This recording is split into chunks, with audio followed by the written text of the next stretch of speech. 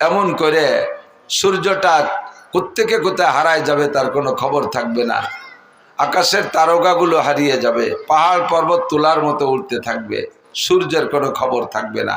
সেদিন দুনিয়া ধ্বংস হবে, এটা জানে আল্লাহ। আল্লাহ পাক বলেন ইন্নাল্লাহা ইনদাহু ইলমুস সাআহ, ওই ধ্বংস যেদিন হবে সেদিন সেই নির্ধারিত তারিখটা আমি কেউরে জানাই নাই। তবে যদি ৩,০০০ কোটি বৎসরও থাকে তারপরে থাকবে না, তারপরে এটা থাকবে। তো ৩,০০০ কোটি খেয়াল করি, একটু লক্ষ্য করি, ৩,০০০ কোটি বৎসরই ধরে নিলাম সূর্য এবং পৃথিবীর বয়স, তারপরে থাকবে না। আর এই ৩,০০০ কোটি বৎসরের আগেও ছিল না, একে আরবিতে বলে হাদেস। হাদেস বলে যে একসময় ছিল না, এখন আছে, আবার থাকবে না, এর নাম হলো হাদেস। যেমন আমি আপনি হাদেস, মন্তেকি পরিভাষায়, যুক্তিবিদ্যা পরিভাষায় বলে আমরা সবাই হাদেস। আজ থেকে ১০০ বছর আগে এখানে যারা আছেন বসা, যত বয়সী মানুষ হন না কেন, আজ থেকে ১০০ বছর আগে আমাদের কাহারও নামগন্ধ ছিল? দুনিয়ায় ছিল? ছিল না। হাল আতা আলাল ইনসানি হিজুম মিনাদ দাহরি লাম ইয়াকুন শাইআম মাযকুরা। আল্লাহ পাক বলেন তুমি বলো তো, এমন একটা দিন কি তোমার উপর দিয়ে চলে যায় নাই যেদিন তুমি দুনিয়া উল্লেখযোগ্য কিছুই ছিলে না? এমন একটা দিন আমার পর গেছে কি যায় নাই? আবার এমন একটা দিন আসবে যেদিন আমি আলোচ্য বিষয় থেকে বাদ পড়ে যাব। কতদিন আলোচনার মধ্যে থাকবো? যেই আসে সেই এসে এই জায়গা বসে, এদিক ঘুরে আসেন, এই পাশে যে ৫-৬ কাঠা খালি রয়েছে, ওই জায়গা গাদায় যাচ্ছে আর এই জায়গা হাইতেই মারার মতো ফাঁকা ফাঁকা।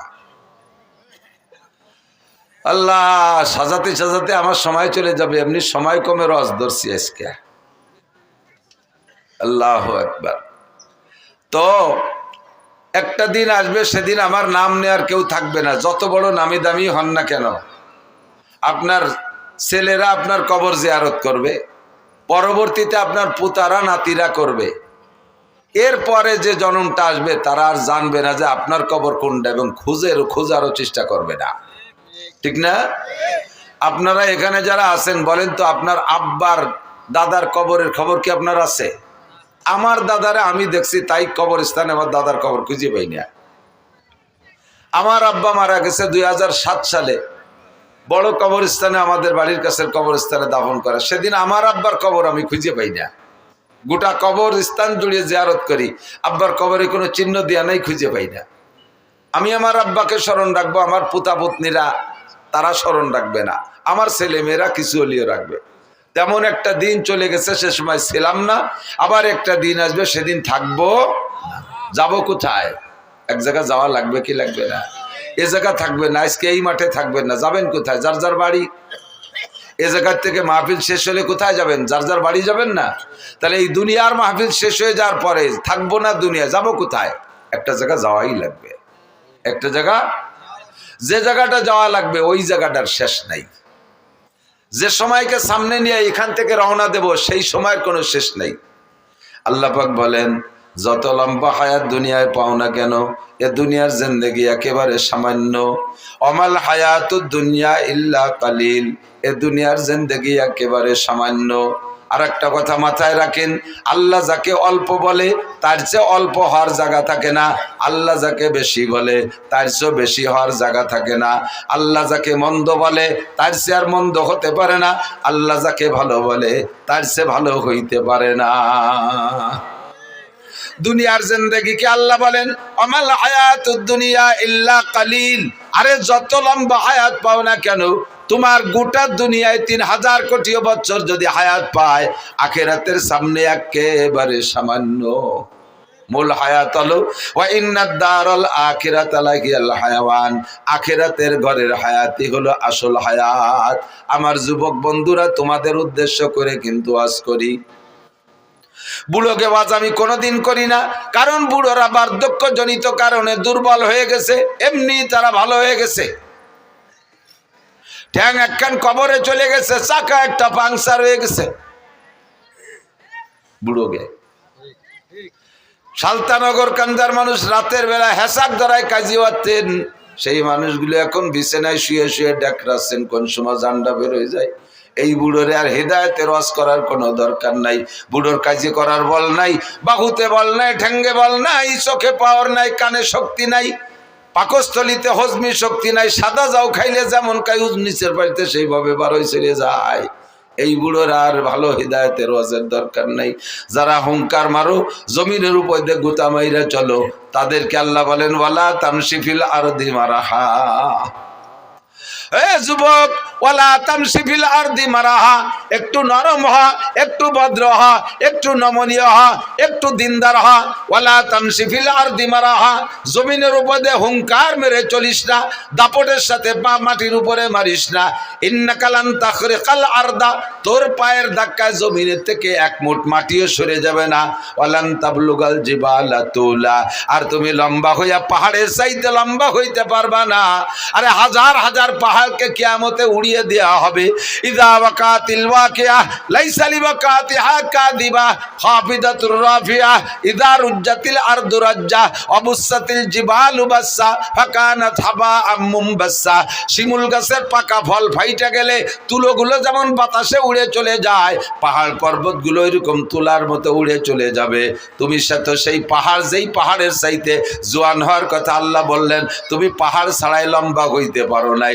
যদি পাহাড় সমান হইতেও পারো, তোমার সেই পাহাড়েরই অস্তিত্ব থাকবে না। তোমার মতো সালতা, নগরকান্দা, ফরিদপুর, বাংলাদেশের খুদেমাসি যুবক, তোমার মতো যুবকরে মারতে আমি আল্লাহর একটা পয়সাও খরচ করা লাগে না। তোমার ঠ্যাং ভাঙতে আমার একটা পয়সাও খরচ করা লাগে না। তোমার টাকা দিয়ে তোমার ঠ্যাং ভাঙবা, তোমার টাকা দিয়ে তুমি মরবা। মোটর সাইকেল চালাইবা, বাপের পিঁয়াজ বেচা 6 লক্ষ টাকা দিয়ে মোটর সাইকেল কিনে বিশ্ব রোডে টান দিবি, ট্রাকের পাশার তল দিয়ে ঢুকে নাক দিয়ে বেরোয় চলে যাবি। তোর মাথা এক জায়গা, বডি আর এক জায়গা, কুত্তর গোস্তর সাথে তোর গোস্ত জড়াই যাবে। তোর গোস্ত কন্টুক আর কুত্তর গোস্ত কন্টুক ভাগ করে বের করে আনা যাবে না। এ তোরে মারতে আমার পয়সা লাগবে না, তোর টাকায় তুই মরে যাবি। শুধুমাত্র আমি একটু বেকা নজরে তাকাবো, তুই বেকা হবি, আমি বেকা নজরে তাকাবো। জায়গায় চলে আসো যুবক, ময়দানে মাশারটা হবে কেমন? এই পৃথিবী থেকে বর্তমানে সূর্য 9,30,00,000 মাইল উপরে। কত দূর মুখস্থ হতেছেন না? জমিন থেকে পৃথিবী, সূর্য কত উপরে? 9,30,00,000 মাইল উপরে। প্রায় এখান থেকে ফরিদপুর হবে না? 9,30,00,000 মাইল মানে 9,30,00,000 মাইল। এত উপরে সূর্য, শীত আইসে গেছে, তাই রোদির মধ্যে পেঁয়াজ লাগাতে গেলি মাঝে মাঝে গাছ তলায় এসে জিড়িয়ানো লাগে। চৈত্র, বৈশাখ, জ্যৈষ্ঠ মাসে গরমে বাইরে থাকা যায় না, এত উপরে সূর্য। তাও সূর্যের এটা হলো উল্টো পাশ, আর সদর পাশের পাওয়ার ওই দিক। হাসরের মাঠে এই সূর্যটাকে আরো পাওয়ার দিয়ে সদর করে দিয়ে আমাদের মাথার মাত্র 4 আঙ্গুল উপরে দেওয়া হবে। বিশ্বাস হয় না? বিশ্বাস হয়? বাপ ভালো না, বিশ্বাস হয়? সূর্য থাকবে মাত্র 4 আঙ্গুল উপরে। আপনি ভাবেন তো পরিস্থিতিটা কেমন হবে? 5 সেকেন্ড চক্ষু বন্ধ করে ভাবেন তো কেমন হবে? সূর্যের তাপে পায়ের নিচের জমিন পুড়ে লাল তামা হয়ে যাবে। পাগলের মতো চিল্লাইতে থাকবেন আর বলবেন, রব্বানা আখরিজনা মিনহা ফাইন শিতা আদখিলনাল জান্নাতা ওয়া ইন শিতা আদখিলনান নার। আল্লাহ, এই মাঠে সহ্য করতে পারছি না, তোমার মনে চাইলে বেহেশতে দাও, মনে চাইলে দোজখে দাও, তবে মাঠটা ত্যাগ করার ব্যবস্থা করে দাও, এই জায়গা কিন্তু থাকতে পারতেছি না। ময়দানে মাহশারটা এমন বিপজ্জনক হবে, তার সামনে জাহান্নামে যে এর চেয়ে কঠিন শাস্তি তার তুলনাই মনে হবে না, তা কিছুই মনে হবে না। মনে হবে যেন এই হাসরের মাঠ জাহান্নামের চাইতে বেশি বিপদ। ও দোস্ত, ওই ময়দানের জায়গা আর কোথাও নাই, একটা মাথা গোজার জায়গা নাই, একটা মাত্র ছায়া থাকবে। ইয়াউমা লা জিল্লা ইল্লা জিল্লুহু, ওই ছায়াটা একমাত্র আল্লাহর ছায়া। আল্লাহর ছায়া মানে আল্লাহর আরশে আজিমের ছায়া। ওই ছায়ার নিচে কেউরে জায়গা দেওয়া হবে না, কেউরে জায়গা দেওয়া হবে না। বাছাই করে এর মধ্যে থেকে 7 গুণের মানুষকে বের করা হবে। তার ভিতরে 1 নম্বর গুণ হলো ইমামুন আদিলুন, যারা ন্যায়পরায়ণ দায়িত্বশীল। ন্যায়পরায়ণ দায়িত্বশীল মাদ্রাসার ন্যায়পরায়ণ মোহতামিম, স্কুলের ন্যায়পরায়ণ হেডমাস্টার, হাই স্কুলের ন্যায়পরায়ণ হেডমাস্টার, কলেজের ন্যায়পরায়ণ প্রিন্সিপাল, বিশ্ববিদ্যালয়ের ন্যায়পরায়ণ ভাইস চ্যান্সেলর, ইউনিয়নের চেয়ারম্যান ন্যায়পরায়ণ যদি হয়, ওয়ার্ডের মেম্বার যদি ন্যায়পরায়ণ হয়, ন্যায়পরায়ণ বুঝতো, ন্যায় বিচারক নীতিবান যদি হয়, এরপরে এমপি সাহেব যদি নীতিবান হয়, মন্ত্রী সাহেব যদি নীতিবান হয়, প্রাইম মিনিস্টার প্রেসিডেন্ট যদি নীতিবান হয়, ইনসাফগার হয়, এই মানুষগুলো সমাজের মাতুব্বার যারা আছে, আপনাদের এলাকায় মাতুব্বারি পদ্ধতি আছে না? বিচার করে মাতুব্বাররা আছে না? খুব আল্লাহওয়ালা মাতুব্বার, এক পয়সা ঘুষ খায় না, এরকম ভালো লাগে না? ঘুষ খায় না, না ঘুষ ছাড়া আর কিছু খায় না, অন্য কোনো কামাই নেই, এইগুলি তো খায়, তার মানে ঘুষ ছাড়া কিছু খায় না। এরকম ভালো ভালো মাতুব্বার আছে না? নাই? আল্লাহ আকবার। সাতক্ষীরা গেছি, মোবাইলে চার্জ দিতে পারতেছে না, কারেন্টই পাই না।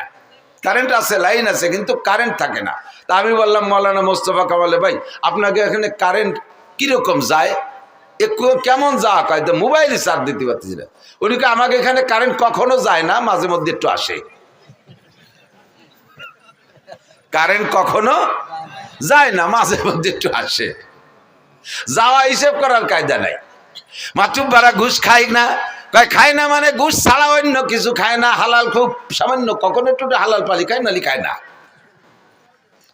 ন্যায়পরায়ণ মাতুব্বার, পরিবারের গার্জিয়ান, দায়িত্বশীল যিনি আছেন, তিনি যদি পরিবারের সদস্যের উপরে ন্যায় বিচার করেন, আপনারা 1 নম্বর মেহমান আরশে আজিমের ছায়া পাওয়ার জন্য।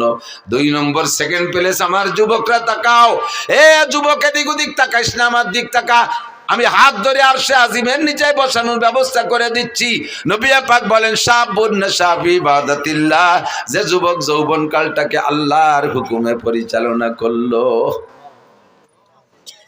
কালটা বড় কঠিন কাল, যৌবনকাল।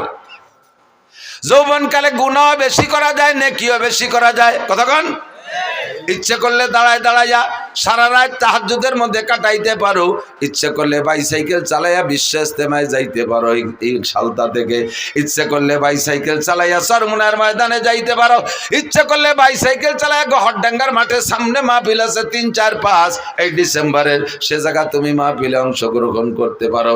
এটা হলো যৌবনকালের গরম। ইচ্ছে করলে বাইসাইকেল চালাইয়া উড়াকান্দি ঠাউর বাড়ি যাইতে পারো, ইচ্ছে করলে বাইসাইকেল চালাইয়া তুমি কুষ্টিয়া লালন শাহর মাজারে যাইতে পারো। সবটাই ইচ্ছে করলে এই কালে পারে। 80 বছরের বুড়োরা যদি কাকা 10,000 টাকা দেওয়া নিয়ে আপনি সাইকেল খান নিয়ে একটু কুষ্টিয়ে যান, রাজি হবে? প্রাইভেট কারে উঠে দিলি তাই থাকতে রাজি না। আর এটা যৌবনকালের পাওয়ার, যৌবনকালেই পারো।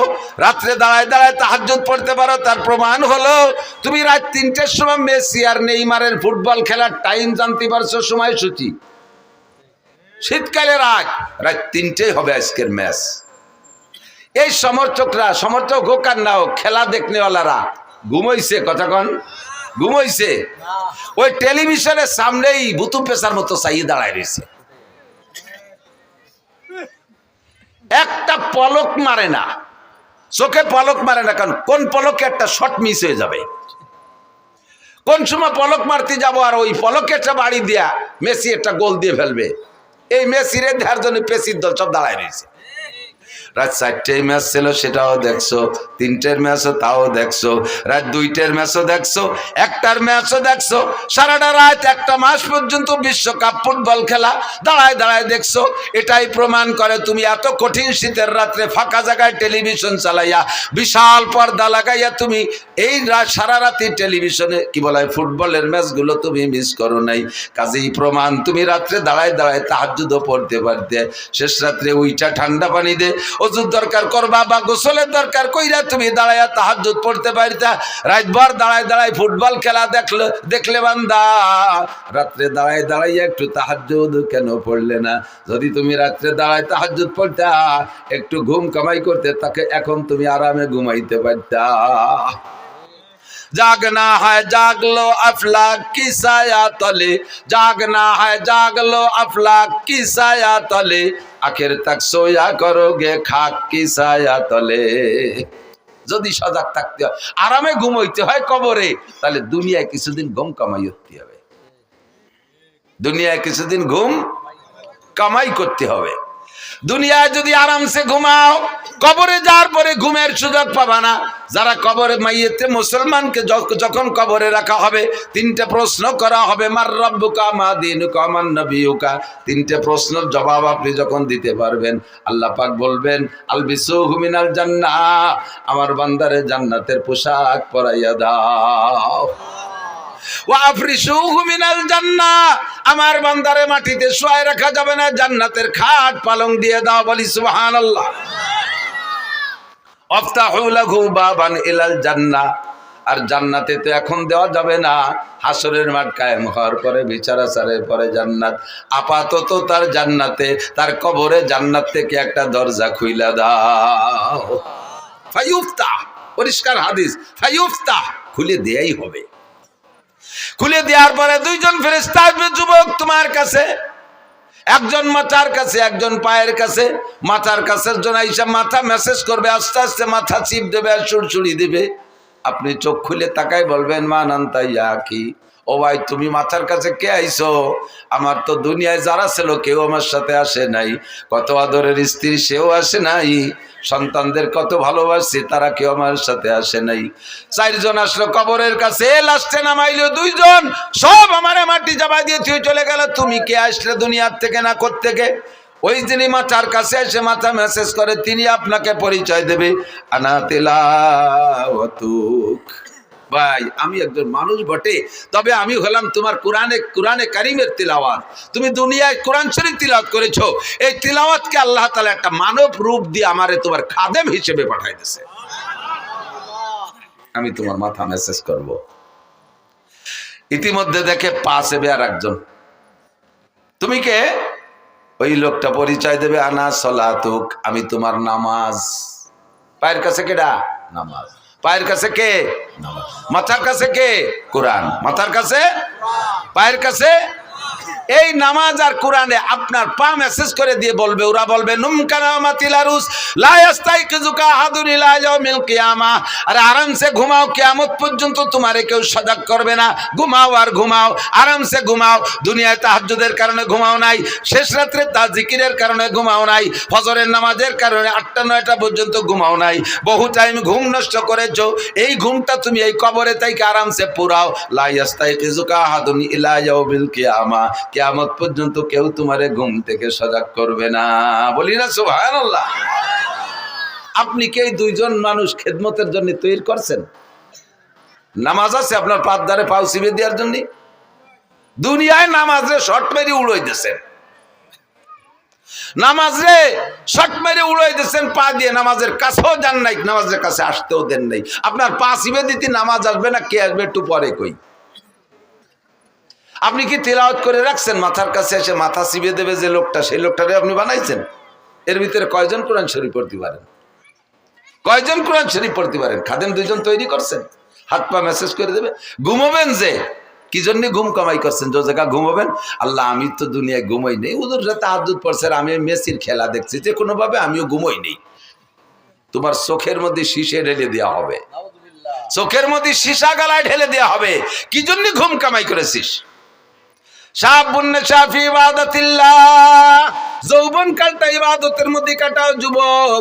তোমারে খেলার থেকে উঠে আসতে বলি না। ফুটবল খেলতে মনে চাই খেলো, তবে সতর ডেকে খেলো। ক্রিকেট খেলতে মনে চাই খেলো, সতর ডেকে খেলো। র্যাকেট খেলতে মনে চাই খেলো, তবে সতর ডেকে খেলো। আর এই খেলার ভিতরে নামাজের টাইমটা তুমি স্মরণ রাখো। তোমরা খেলা দেখা পাল্টি জবাব দাও।